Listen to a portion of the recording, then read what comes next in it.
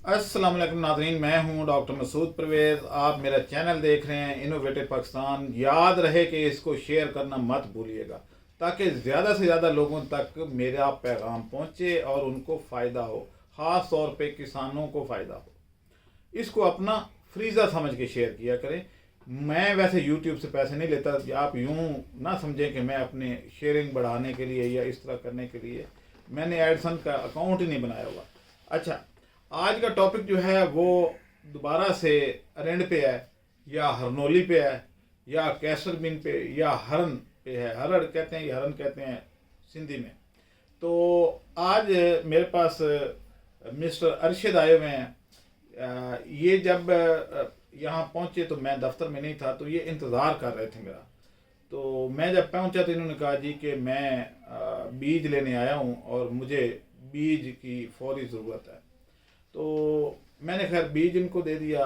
तो इन्होंने कुछ क्वेश्चन ऐसे करने शुरू कर दिए। मैंने कहा भाई अब बेहतर ये है कि इस तरह के और कोई लोग क्वेश्चन करें तो एक ही दफ़ा जवाब दे दिया जाए यूट्यूब पे, ताकि सब तक मेरा पैगाम पहुंच जाए जो जिनके जहन में इस तरह के कोई सवालात हैं। अच्छा, तो अर्शद साहब, आपको मेरी तरफ से खुश आमदीद। तो आप बताएं कि कब चले, कैसे आए और मेरे पास क्यों आए। आप तो हमारे दूसरे ग्रुप में भी, लोगों के ग्रुप में भी हैं जहाँ पे बाबाए अरेंड बैठे हुए हैं। तो आप इस नाचीज़ के पास क्यों और कैसे आए? सर, मुझे बीज की ज़रूरत पड़ी। मैंने फ़ोन किया इधर उधर आगे पीछे ग्रुप में, तो कंपनियों के पास फ़ोन किया तो बीज मुझे जो है ना बहुत महंगा मिल रहा था। तो बीज जो 2000 रुपये किलो मिल रहा था मुझे। तो फिर मैं जो है ना आपका ग्रुप में आया। मैंने कहा चलो डॉक्टर साहब से कहते हैं, तो आपके पास जो मुझे बीज मिला तो इसलिए मैं यहाँ से आया। मुझे पूरे पाकिस्तान में बीज कहीं से नहीं मिला, फिर मैंने कोशिश की आपके पास आने।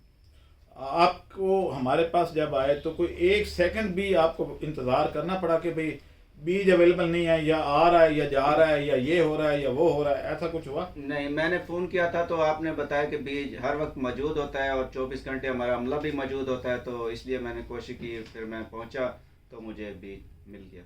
साल के 365 दिन, दिन के 24 घंटे, दिन हो या रात हो, डॉक्टर मसूद के पास सीड अवेलेबल है। जब मर्जी आए, ईद वाले दिन भी आए तो भी मिल जाएगा। हमारी सर्विसेज आपके लिए राउंड द ईयर है।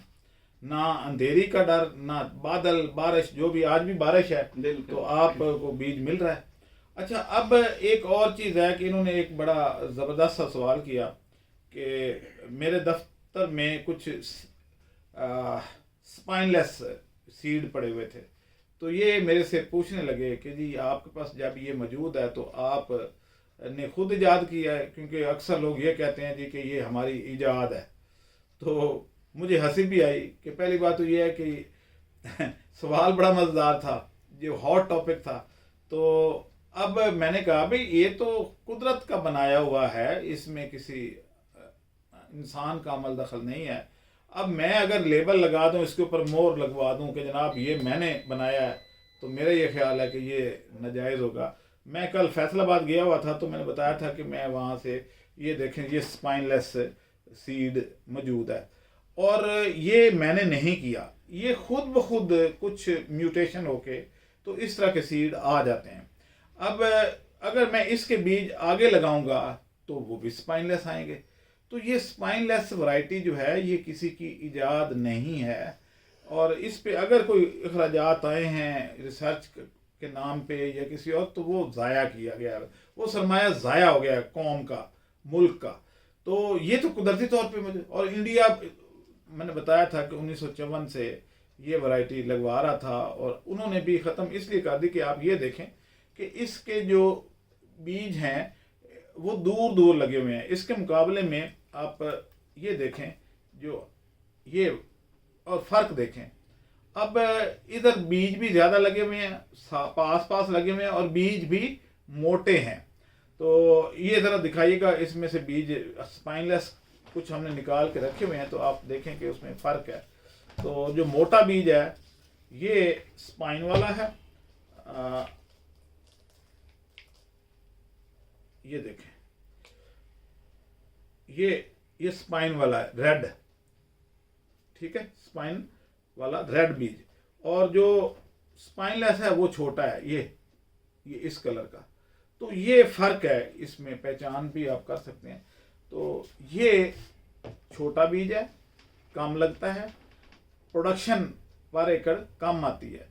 तो अगर कोई वैसे शौकिया लगवाना चाहे कि भाई गंजे बीज चाहिए, तो वैसे तो मेरे ख्याल में गंजों को कोई पसंद नहीं करता, लेकिन चलें, अगर आपकी मर्जी है तो ऐसे ही सही।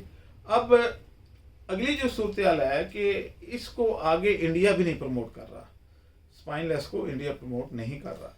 तो उधर भी आप देखेंगे जो उनकी न्यू वैरायटीज़ हैं वो सारी की सारी वो स्पाइन वाली आ रही हैं, स्पाइनलेस नहीं आ रही। और हमारा जो ये बीज है, और इसके आप देखें ये कितना मोटा ताज़ा बीज है, ये मैं कल तोड़ के लाया हूँ। इसमें कुछ आप ये देखें कि खुश्क हो गए हैं, ये फटने शुरू हो गए हैं, और फटने के बाद बीज खुद ब खुद नीचे गिरना शुरू हो जाता है। तो आज जब ये स्टेज आ जाए तो उसके बाद आप पूरे गुच्छे को काट के तो इसको धूप पे खुश्क कर दिया करें, ताकि इकट्ठा जो है वो बीज आ जाए, और उसको शैलर में डालें। शैलर अरेंज मरकज़ हमारे अब काफ़ी जगहों पे मौजूद हैं। फैसलाबाद भी इफ्तिताह हो चुका है, कल हम मशीनरी दे के और उसका इफ्तिताह करके आए हैं। तो आप करीबी जो अरेंज मरकज़ है वहाँ से इसकी शैलिंग भी करवा सकते हैं। तो अर्शी साहब, आप कुछ कहना चाहेंगे? जी, मैं बहुत शुक्रिया आपका कि आपने हर बात का जवाब दे दिया। तो माशाल्लाह आपका अदारा बहुत अच्छा है, आप बहुत अच्छा काम कर रहे हैं। जी, आप के साथ भी काफ़ी ज़्यादा उधर दूसरे ग्रुप में ये डिस्कशन चलती रहती है सीड वीड की। तो आप उधर किसी को अगर चाहिए हो जी, तो उसको अगर ना मिल रहा हो, तो मेरा ये ख्याल है कि एक मोटरवे पे ना एक फिक्रा लिखा होता है, ना पहुंचने से देर से पहुंचना बेहतर है। उधर बीज ना मिलने से स्पाइनलेस भी बेहतर है, ये भी बेहतर है, सारे बेहतर है। जब बीज मिलना ही नहीं उधर से कुछ, तो अपना टाइम, अपनी कीमती वक्त ज़ाया मत करें, अपनी ज़मीन का यूटिलाइज करें टाइम, और उस पे ये फसल लगाएं। और हमारी ये जो वैरायटी है ये लोगों की वैरायटी से बेहतर देती है, इसकी प्रोडक्शन भी ज़्यादा है, और हम टेक्निकल गाइडेंस एंड तक देते हैं। और हमारी वैरायटी 4 साल तक लगातार फ्रूट देती है।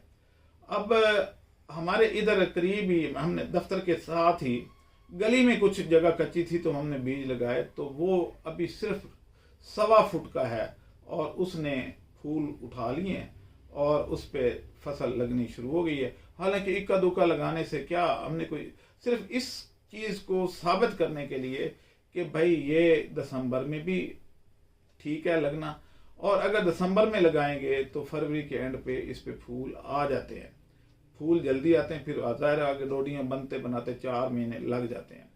और ये जो फसल होगी ये जल्दी, यानी ये 3 फसलें देगी, और अगर आप लेट लगाएंगे तो फिर 2 फसलें आएंगी।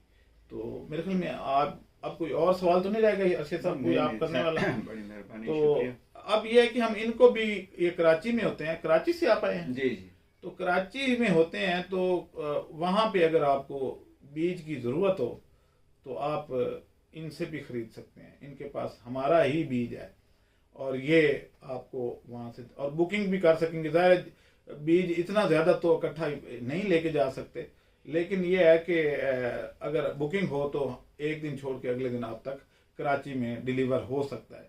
इसी तरीके से ये जो ख़रीदारी मरकज़ हम बना रहे हैं, इनको भी हम कराची में ये असाइनमेंट दे रहे हैं कि वहाँ पे लोगों की फसल खरीद के हमें वहीं दे दें, ताकि हम कराची से ही एक्सपोर्ट कर दें। उसका हमें ये फ़ायदा होगा कि हमें किराया कम पड़ेगा। तो आज के लिए बस इतना ही, ये मुख्तसर से वीडियो। अरशद साहब के नाम इजाज़त दें, अल्लाह हाफिज़।